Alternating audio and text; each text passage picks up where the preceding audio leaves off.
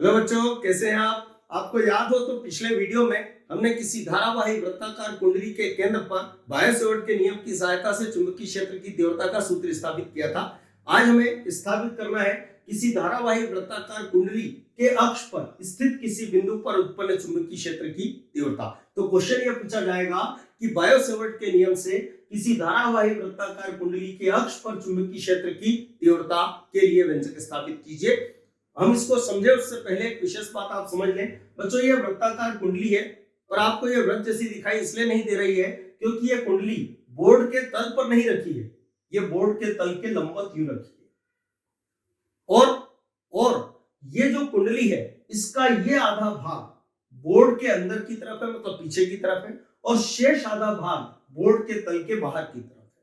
इसलिए इसको हमने थोड़ा लंबा बनाया है ताकि ऐसा दिखाई दे कि ये कुंडली बोर्ड के तल के लंबवत रखी है। ठीक है बच्चों, अब ध्यान से देखिएगा कि ये जो कुंडली है इसका केंद्र O व त्रिज्या A है। इसमें हमने दर्शाई गई दिशा में आई विद्युत धारा प्रवाहित की है। तो इसके अक्ष पर केंद्र O से स्मॉल x दूरी पर स्थित किसी बिंदु P पर चुंबकीय क्षेत्र की तीव्रता ज्ञात करनी है।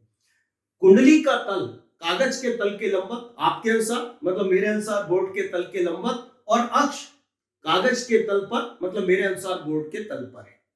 ठीक है बच्चों, अब आप जानते हैं कि चूंकि हमें चुंबकीय क्षेत्र की तीव्रता बायो-सेवर्ट के नियम से ज्ञात करनी है बच्चों, तो वो बायो-सेवर्ट का नियम पूरी कुंडली के कारण तीव्रता तो ज्ञात नहीं कर सकता है, वो केवल अल्पांश के कारण ही तीव्रता ज्ञात कर सकता है। तो इसके लिए हमने एक अल्पांश माना AB बराबर क्या है dl। तो पहले हम बायो-सेवर्ट के नियम से इस अल्पांश के कारण बिंदु P पर क्या निकालेंगे, चुंबकीय क्षेत्र की तीव्रता। तो हम क्या बोलेंगे, अल्पांश AB बराबर dl के कारण बिंदु P पर चुंबकीय क्षेत्र की तीव्रता। बच्चों, उस चुंबकीय क्षेत्र की तीव्रता को हमने लिखा dB डैश। क्या माना, dB डैश बराबर क्या होगा, तो μ0 बटे क्या होगा, 4 पाई। बच्चों, ऊपर आएगी धारा, फिर आएगी अल्पांश की लंबाई, बटे में होगी अल्पांश से बिंदु P की दूरी और दूरी का वर्ग। तो आप देखें ये अल्पांश है और अल्पांश से बिंदु P की दूरी हमने कितनी मानी है, y। तो ये हो जाएगा y और y का क्या हो जाएगा, स्क्वायर। बच्चों, फिर आएगा साइन, क्या आएगा, साइन। अब आएगा थीटा। बच्चों, थीटा क्या होता है, तो हमने बायो-सेवर्ट के नियम में पढ़ा है कि अल्पांश को बिंदु P से मिलाने वाली रेखा और अल्पांश के बीच का कोण होता है। आप यहां ध्यान से देखिएगा, ये अल्पांश है, ये अल्पांश है और ये अल्पांश को बिंदु P से मिलाने वाली रेखा है। तो इनके बीच का ये जो कोण है बच्चों, ये जब आप एक्चुअलिटी में बना के देखेंगे तो ये कोण 90 डिग्री का आता है। तो यहां हम लिखेंगे कितने डिग्री, 90 डिग्री। लेकिन ध्यान रहे, यहाँ इसका कारण ये नहीं है कि त्रिज्या परिधि पर लंब होती है। बच्चों, त्रिज्या ये है, ये नहीं है। ठीक है, ये एक त्रिविमीय चित्र होता है जिसको जब हम बना के देखेंगे, एक्चुअल में बना के देखेंगे, तो हमें ये कोण 90 डिग्री का दिखाई देगा। तो इसको हमने लिखा sin 90 डिग्री। बच्चों, sin 90 डिग्री का मान कितना होता है, 1। तो ये तो यहां से गया, इसे हमने डाल दिया समीकरण 1। बच्चों, यदि हमसे पूछा जाए ये क्या है, तो हम कहेंगे इस अल्पांश AB के कारण बिंदु P पर चुंबकीय क्षेत्र की तीव्रता है। लेकिन हम ये देखना चाहते हैं बच्चों कि इस चुंबकीय क्षेत्र की दिशा क्या होगी। तो आप जानते हैं कि चुंबकीय क्षेत्र की ये दिशा दाएं हाथ की हथेली के नियम से ज्ञात की जाती है। और यहाँ वो दिशा क्या होगी बच्चों, ध्यान से देखिएगा। तो ये जो भाग है, मैंने आपसे कहा ये भाग बाहर की तरफ है, अंगूठा धारा की दिशा में, ये धारा की दिशा में। ठीक है, उंगलियां उस बिंदु की ओर होनी चाहिए जिस पर हमें क्या ज्ञात करना है, चुंबकीय क्षेत्र की तीव्रता। तो डेफिनेटली उस बिंदु पर चुंबकीय क्षेत्र की दिशा हथेली के तल के लंबवत, हथेली के तल के लंबवत मतलब यूं होगी। ठीक है, अर्थात उसकी दिशा ये हो जाएगी। तो बच्चों, ये जो dB डैश है इसकी दिशा ये होगी, इसको लिख देते हैं r। तो हमसे पूछा जाए दिशा क्या है, तो हम कहेंगे PR की दिशा में।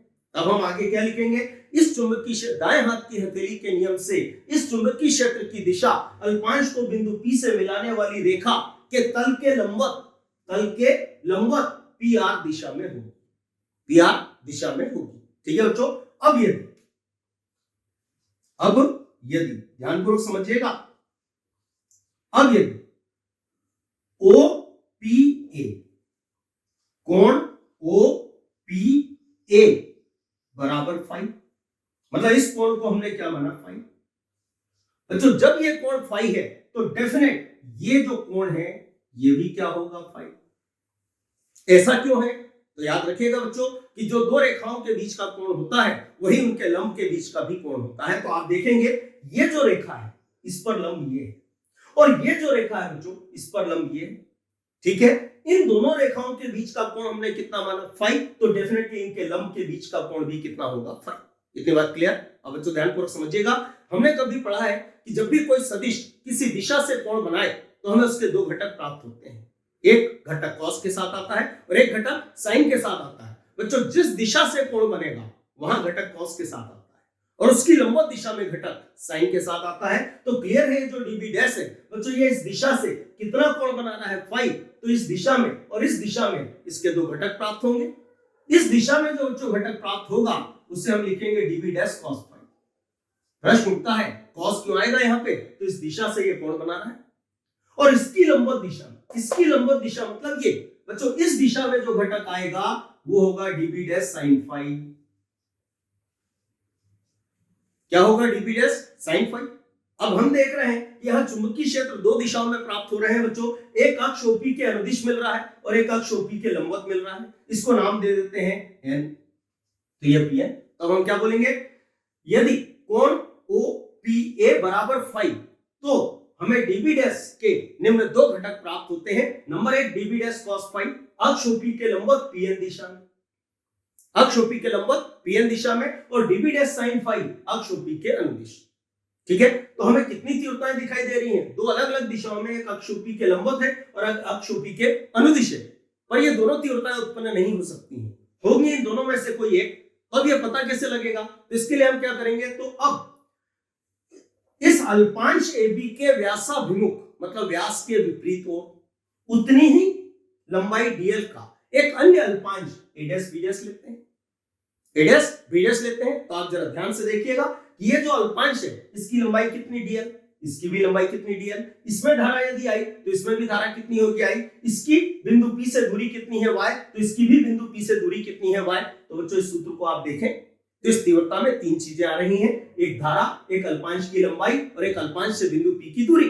और चूंकि ये तीनों चीजें इन दोनों ही अल्पांशों के लिए समान है तो क्लियर है इस अल्पांश के कारण भी बिंदु P पर चुंबकीय क्षेत्र की तीव्रता उतनी ही होगी जितनी अल्पांश AB के कारण है। ठीक है बच्चों, तो हम क्या बोलेंगे? अब यदि अल्पांश AB के व्यासाभिमुख एक अन्य उतनी ही लंबाई DL का एक अन्य अल्पांश A' B' लेते हैं तो इस अल्पांश के कारण भी बिंदु P पर चुंबकीय क्षेत्र की तीव्रता dB डैश होगी, मतलब उतनी ही होगी, किंतु वो इस रेखा के लंबवत मतलब इस दिशा में होगी। ये होगी, ये dB डैश है और होगी इसी दिशा में। बच्चों समझ में आ रहा है ना? इस दिशा को नाम दे देते हैं हम PS। तो हम क्या बोलेंगे कि इस अल्पांश के कारण भी बिंदु P पर चुंबकीय क्षेत्र की तीव्रता समान मतलब dB डैश होगी, किंतु PS दिशा में। बच्चों जब PS दिशा में तो आप ध्यान से देखिएगा ये जो दो त्रिभुज आपको दिखाई दे रहे हैं ये दोनों त्रिभुज सर्वांगसम है।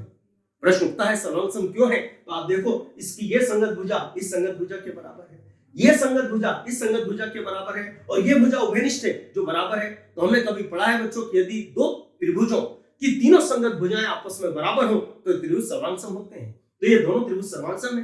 बच्चों जब त्रिभुज सर्वांगसम है तो इनके संगत कोण भी आपस में कैसे होंगे? बराबर। तो ये कोण 5 है तो डेफिनेट ये कोण कितना होगा? 5। बच्चों जब ये कोण 5 है तो क्लियर है ये कोण भी कितना होगा? 5। अरे जब ये कोण 5 है तो फिर क्लियर है इस dB डैश के भी हमें दो घटक प्राप्त होंगे। तो हम क्या बोलेंगे बच्चों कि इस अल्पांश A' B' के कारण भी बिंदु P पर चुंबकीय क्षेत्र की तीव्रता dB डैश होगी किंतु PS दिशा में। तो इसके भी निम्न दो घटक प्राप्त होते हैं। नंबर 1 ध्यान से देखिएगा, इस दिशा से कोण बन रहा है तो यहां घटक होगा dB डैश cos 5 और इसकी लंबवत दिशा में मतलब इधर घटक होगा बच्चों dB dash sin 5, dB dash sin 5 होगा। ठीक है, इस दिशा को हम नाम दे देते हैं PM। तो हम क्या बोलेंगे? इसके भी निम्न दो घटक प्राप्त होते हैं। नंबर 1 dB डैश cos 5 अक्ष OP के लंबवत PM दिशा में और dB डैश sin 5 अक्ष OP के अनुदिश। अब बच्चों ध्यान से देखिएगा, अक्ष OP के लंबवत घटक एक दूसरे के परिमाण में बराबर है आप देखें, पर इनकी दिशाएं परस्पर विपरीत हैं तो ये एक दूसरे के प्रभाव को समाप्त कर देंगे, मतलब इनका जो परिणामी मान है वो 0 हो जाएगा। क्यों? क्योंकि यदि परिमाण समान है और दिशाएं विपरीत हैं तो परिणामी ज्ञात करने के लिए इनको घटाना पड़ेगा, और जब घटाएंगे तो ये एक दूसरे के प्रभाव को निरस्त कर देंगे, मतलब टोटल मान कितना आ जाएगा 0। तो हम क्या बोलेंगे कि अक्ष OP के लंबवत घटक एक दूसरे के बराबर किंतु विपरीत होने के कारण एक दूसरे के प्रभाव को निरस्त कर देंगे। लेकिन आप देखेंगे जो अनुदिश घटक है बच्चों, उनकी दिशाएं समान है तो ये दोनों आपस में जुड़ेंगे। तो क्लियर है कि जो चुंबकीय क्षेत्र उत्पन्न होगा वो अक्ष OP के लंबवत नहीं, अक्ष OP के अनुदिश होगा। ठीक है, तो हम क्या बोलेंगे आगे, अतः चुंबकीय क्षेत्र केवल अक्ष OP के अनुदिश ही उत्पन्न होगा। तो हम क्या बोलेंगे, अतः अल्पांश AB के कारण अक्ष OP के अनुदिश बिंदु P पर चुंबकीय क्षेत्र की तीव्रता, जो कि क्या है, dB डैश sin phi। एक बार फिर सुन ले बच्चों, dB डैश sin phi क्या है, तो अल्पांश AB के कारण बिंदु P पर चुंबकीय क्षेत्र की तीव्रता है, पर किस दिशा में, अक्ष OP के अनुदिश। तो पूरा क्या बोलेंगे, अल्पांश AB के कारण अक्ष OP के अनुदिश बिंदु P पर चुंबकीय क्षेत्र की तीव्रता dB डैश sin phi। तो बच्चों उसको क्या लिखेंगे हम, dB बराबर क्या हो जाएगा, dB डैश और साथ में क्या आएगा, sin phi। बच्चों हमसे पूछा जाए ये क्या है, तो हम कहेंगे अल्पांश AB के कारण बिंदु P पर चुंबकीय क्षेत्र की तीव्रता है, वो भी अक्ष OP के अनुदिश है। ठीक है बच्चों, अब आप पढ़ें इसमें ये क्या लिखा है, dB डैश का मान समीकरण 1 में दिया हुआ है, तो हम क्या बोलेंगे, मान समीकरण 1 से रखने पर। ठीक है, अब बच्चों ध्यान से देखिएगा, dB बराबर क्या हो जाएगा, तो यहां आएगा μ0 बटे क्या होगा 4 पाई, ऊपर क्या होगा IDL बटे में क्या आएगा y स्क्वायर और साथ में क्या हो जाएगा sin phi। कोई दिक्कत तो नहीं बच्चों, ये हमने अल्पांश AB के कारण अक्ष OP के अनुदिश बिंदु P पर चुंबकीय क्षेत्र की तीव्रता ज्ञात की है, लेकिन हमें चाहिए बच्चों संपूर्ण कुंडली के कारण। तो संपूर्ण कुंडली के कारण ज्ञात करने के लिए ऐसी तीव्रताओं को आपस में क्या करना होगा, जोड़ना होगा। तो हम क्या बोलेंगे, अतः संपूर्ण कुंडली के कारण अक्ष OP के अनुदिश बिंदु P पर चुंबकीय क्षेत्र की तीव्रता। बच्चों उस चुंबकीय क्षेत्र की तीव्रता को हमने B लिखा। कैसे निकालेंगे, तो ऐसी सारी तीव्रताओं को आपस में जोड़ेंगे। जोड़ना ये आप जानते हैं, ये जोड़ने का निशान होता है। अंदर क्या आएगा बच्चों, μ0 बटे क्या आएगा 4 पाई, फिर आएगा IDL बटे में क्या होगा y स्क्वायर और फिर क्या हो जाएगा sin phi। ठीक है बच्चों, इसे हम डाल देते हैं समीकरण 2।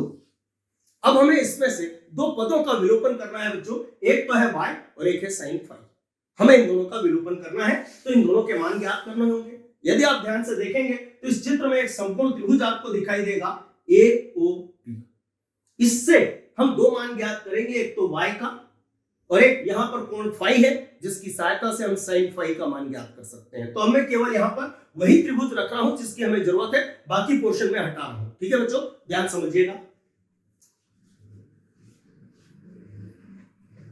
ये हटाया,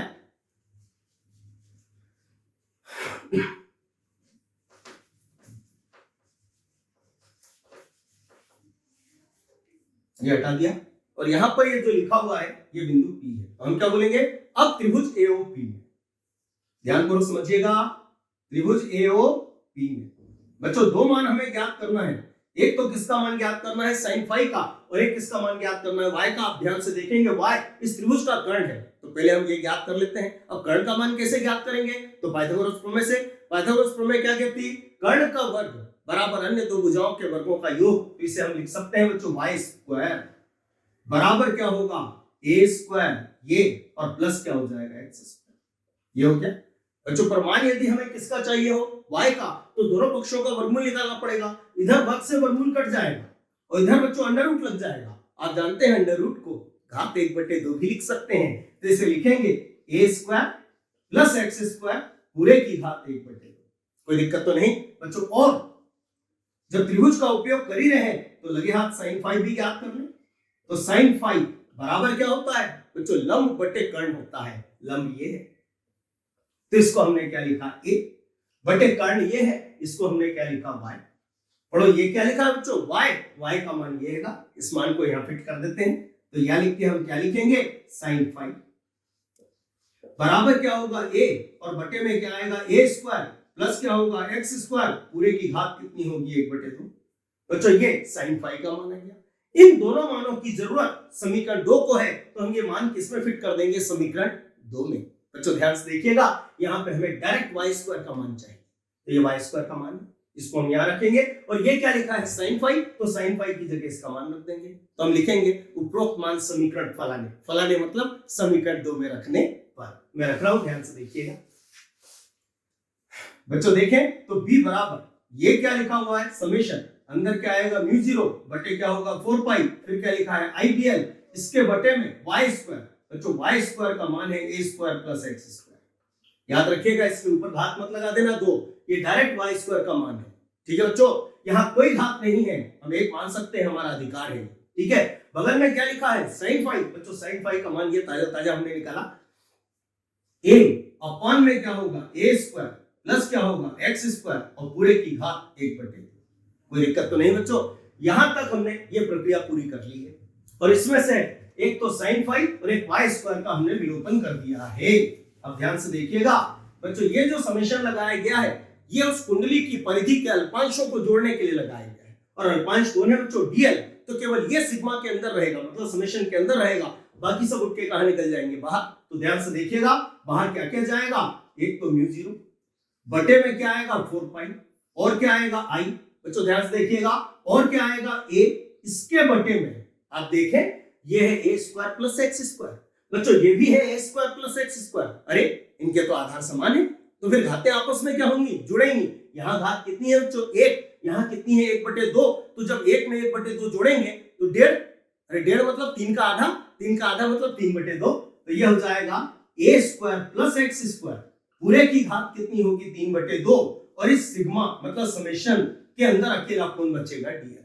बच्चों dl क्या है, तो उस कुंडली की परिधि के टुकड़े हैं, और हम जानते हैं कि यदि उन टुकड़ों को जोड़ा जाए तो वापस से परिधि बनेगी।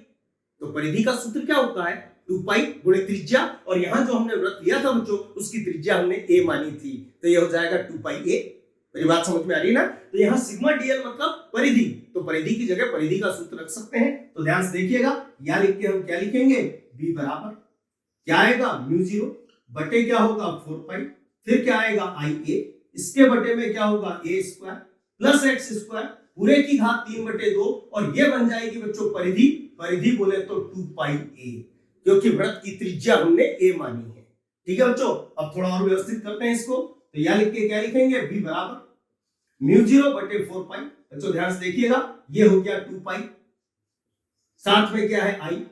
बच्चों a में a का गुणा a स्क्वायर, और इसके बटे में a square plus x square, पूरे की घात 3/2। और यह है बच्चों उस वृत्ताकार कुंडली के अक्ष पर स्थित बिंदु P पर उत्पन्न चुंबकीय क्षेत्र की तीव्रता। लेकिन बच्चों ये मान सिर्फ एक फेरे के कारण है, तो हम क्या लिखेंगे, अब यदि कुंडली में फेरों की संख्या n हो, तो मैंने पिछले वीडियो में भी आपको समझाया था, ये जो परिधि है ये n गुना हो जाएगी, तो इसमें n का गुणा हुआ तो फिर n का गुणा यहां भी आएगा, तो सूत्र हो जाएगा, ध्यान से देखिएगा, वो होगा b बराबर